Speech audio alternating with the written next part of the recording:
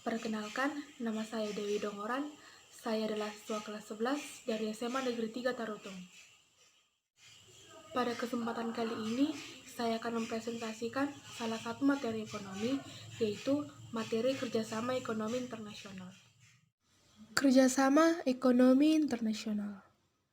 Sebelum memulai pelajaran kita, hendaknya kita mengetahui apa itu pengertian kerjasama internasional. Kerjasama internasional adalah kerjasama yang dilakukan satu negara dengan negara lain atau dengan beberapa negara lain sekaligus. Sedangkan dengan kerjasama ekonomi internasional adalah kerjasama beberapa negara yang saling menguntungkan di bidang ekonomi. Dalam sebuah kerjasama ekonomi antar negara, setiap pihak yang melakukan kerjasama mengharapkan sebuah keuntungan. Hal itu dapat dilihat dari contohnya dalam kerjasama negara maju dan negara berkembang. Negara maju membutuhkan bahan mentah untuk diolah dan diproduksi, sedangkan negara berkembang membutuhkan mesin, peralatan, teknologi, dan modal dari negara maju. Selanjutnya adalah manfaat yang kita peroleh dari kerjasama ekonomi internasional. Yang pertama adalah memajukan perekonomian. Hal ini dapat dilihat dari aktivitas ekspor-impor barang dan jasa. Semakin tinggi nilai ekspornya, devisa negara semakin banyak. Yang kedua, menuntut tenaga kerja untuk meningkatkan kecerdasan, keterampilan, dan kreativitasnya. Banyaknya barang yang diekspor ke luar negeri menuntut tenaga kerja untuk meningkatkan kecerdasan, keterampilan, dan kreativitasnya. Dengan demikian, kualitas tenaga kerja Indonesia semakin meningkat. Yang ketiga, membuka lapangan kerja baru. Kerjasama dalam berbagai bidang ekonomi dapat membuka lapangan kerja baru sehingga dapat menurunkan angka pengangguran dan kemiskinan. Karena dalam kegiatan memproduksi barang, kita tentu membutuhkan tenaga kerja. Yang keempat, memperoleh kemudahan mendapat bahan baku. Indonesia dapat memperoleh kemudahan mendapatkan bahan baku dan bahan penolong yang diperlukan untuk produksi barang-barang di Indonesia. Misalnya, Indonesia akan memproduksi suatu barang, akan tetapi barang tersebut tidak tersedia atau jumlahnya terbatas di Indonesia. Maka, Indonesia akan mendatangkan barang dari luar negeri, dan itulah yang disebut dengan kerjasama ekonomi internasional. Yang selanjutnya, ketimpangan negara maju dan negara berkembang berkurang. Contohnya adalah dengan pemberian bantuan ekonomi dari negara maju ke negara berkembang. Selanjutnya adalah mempunyai kesempatan memperoleh ilmu dari negara maju. Indonesia mempunyai kesempatan untuk menimba ilmu pengetahuan dan teknologi dari negara maju. Karena dengan adanya kerjasama ekonomi internasional ini, kita bisa memperoleh kesempatan, ilmu dan pengetahuan dari negara maju yang mungkin kita belum mengetahui sebelumnya. Contohnya, misalnya pertukaran pelajar antara Indonesia dan Australia. Yang selanjutnya, perekonomian dapat berkembang karena masuknya modal asing. Kegiatan ekonomi di Indonesia dapat berkembang karena masuknya modal asing. Contohnya, dalam pertambangan emas di Indonesia, kita belum bisa mengolah pertambangan emas itu tanpa bantuan dari pihak luar negeri. Selain itu, untuk mengembangkan pertambangan itu juga, kita membutuhkan modal dari luar negeri. Hal tersebut bisa kita dapat ketika kita melakukan kerjasama ekonomi internasional dengan negara lain. Yang selanjutnya adalah faktor pendorong dari kerjasama ekonomi internasional. Ada 5 faktor pendorong. Yang pertama adalah terbatasnya kemampuan negara dalam memproduksi barang dan jasa. Karena kita tidak mampu untuk memproduksi barang dan jasa yang memenuhi permintaan, maka dilakukanlah kerjasama ekonomi internasional dengan pihak luar negeri. Yang kedua, perbedaan sumber daya alam, iklim, dan sosial budaya. Karena perbedaan sumber daya inilah seluruh kebutuhan tidak tersedia di negara ini. Jadi, tentu kita harus melakukan kerjasama ekonomi dengan pihak luar negeri. Sebagai contoh, sumber daya alam, iklim, dan keadaan sosial budaya di Indonesia berbeda dengan negara Jepang. Indonesia bisa menghasilkan kayu tropis yang berdiameter tebal, sedangkan negara Jepang tidak. Yang ketiga, tuntutan era globalisasi. Tuntutan era globalisasi menyebabkan tidak ada satu negara di dunia yang dapat hidup sendiri, karena membutuhkan perkembangan informasi dan juga teknologi dari negara lain. Yang selanjutnya, membuka kerjasama, hubungan politik, dan dukungan dari negara lain. Selain dari ekonomi, ketika kita melakukan kerjasama ekonomi internasional, kita dapat melakukan hubungan internasional dari negara lain berupa hubungan politik antar negara. Dan secara tidak langsung, kita mendapat dukungan politik dan menjalin persahabatan yang baik antar negara. Yang selanjutnya, keinginan meningkatkan pendapatan negara.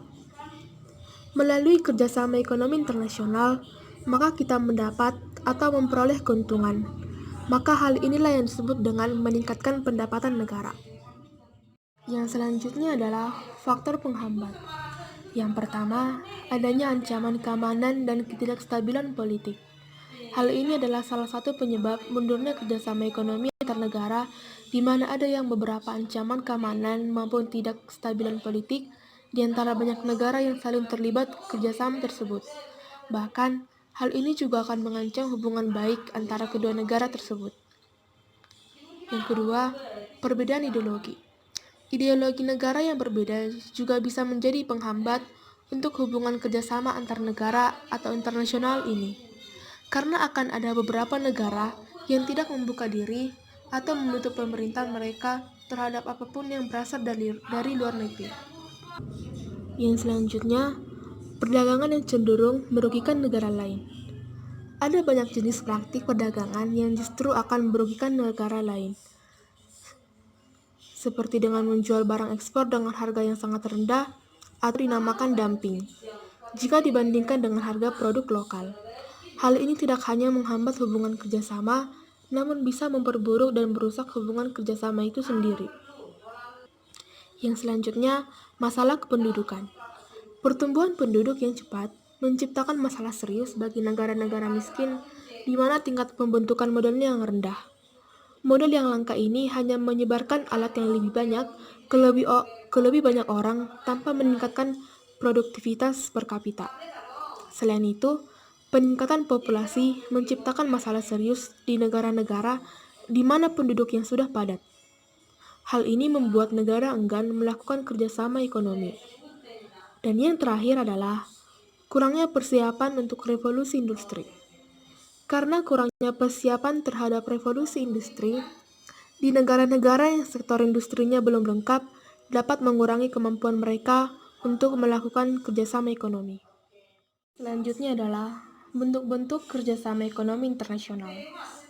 Bentuk-bentuknya ada 5. Yang pertama adalah kerjasama ekonomi bilateral.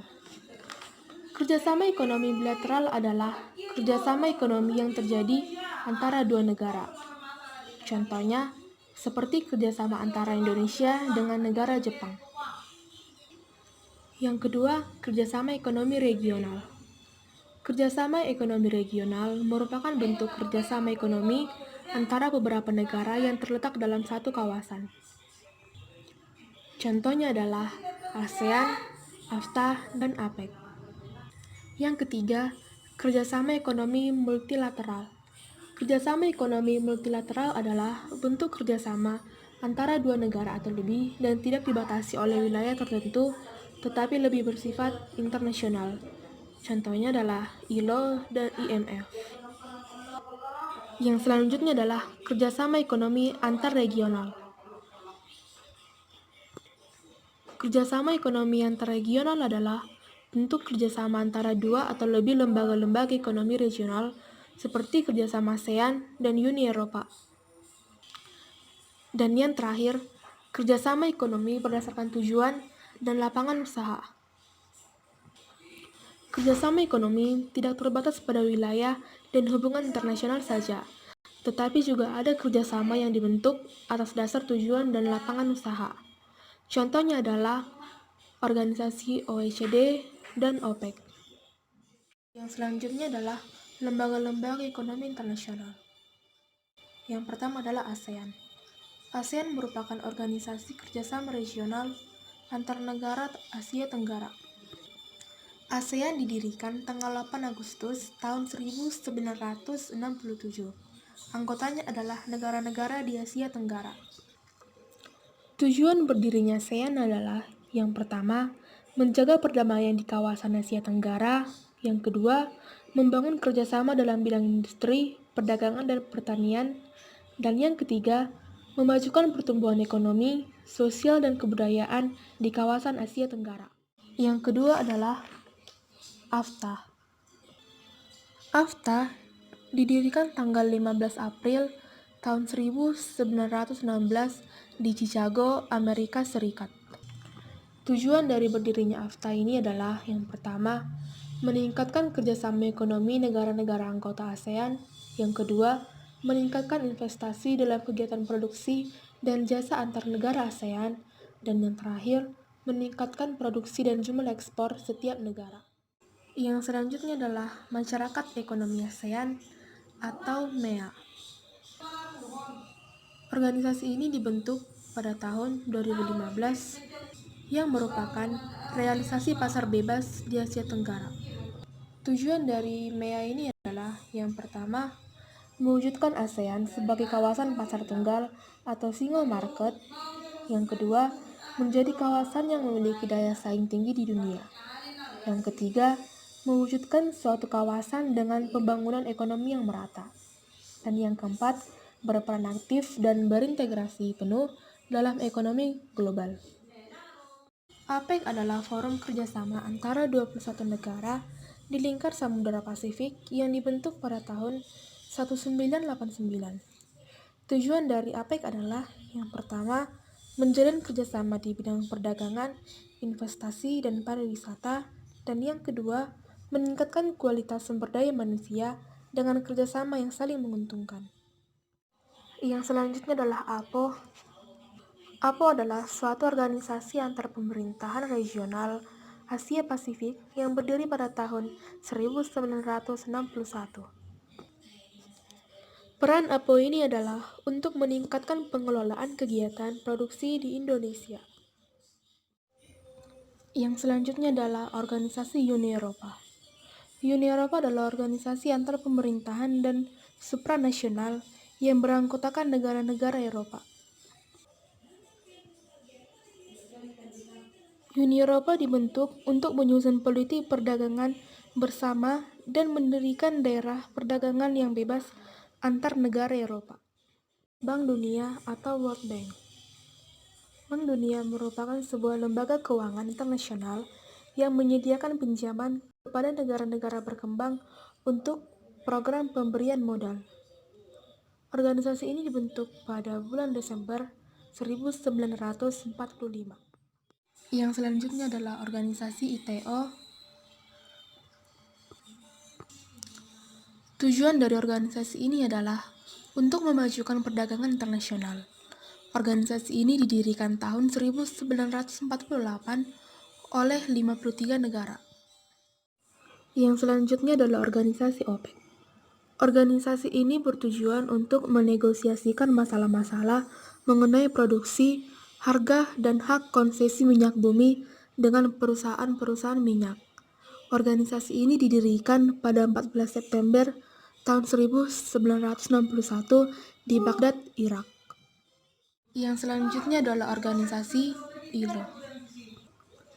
Organisasi ini didirikan pada tanggal 11 April tahun 1919 dan bermarkas di 154 Rio de Lausanne. Tujuan dari ILO ini adalah untuk mendorong terciptanya peluang memperoleh pekerjaan yang layak bagi perempuan dan laki-laki, mempromosikan berbagai hak tenaga kerja di tempat kerja, dan meningkatkan perlindungan sosial. Yang selanjutnya adalah ADB. Bank ini bergerak dalam bidang pembangunan negara Asia. Bank ini didirikan pada tahun 1966. Tujuan utamanya adalah meminjamkan dana dan memberi bantuan teknik kepada negara-negara yang sedang membangun. Yang selanjutnya adalah IFC. IFC adalah bagian dari Bank Dunia yang membantu mengalirkan private foreign investment ke negara-negara yang sedang berkembang. Organisasi ini dibentuk pada 20 Juli 1956.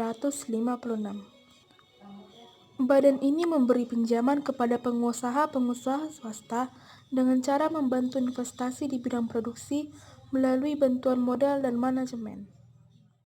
Yang selanjutnya adalah IDA. IDA merupakan badan pembangunan internasional dalam rangka mendapat pinjaman dari Bank Dunia atau World Bank. Bank ini didirikan pada tanggal 24 September tahun 1960. Yang selanjutnya adalah ICSID. ICSID adalah salah satu badan dari Bank Dunia yang memberi jasa di bidang penanaman modal.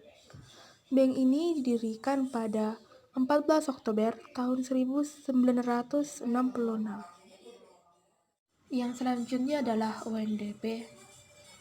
UNDP ini bertujuan untuk memberi bantuan teknis dan pembangunan di dunia.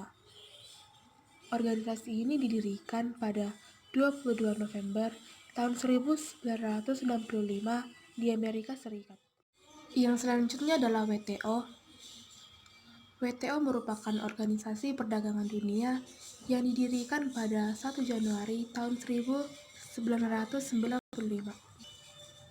Tujuannya antara lain menghilangkan rintangan-rintangan dalam perdagangan antar negara anggota dan mengatasi adanya perselisihan dalam perdagangan.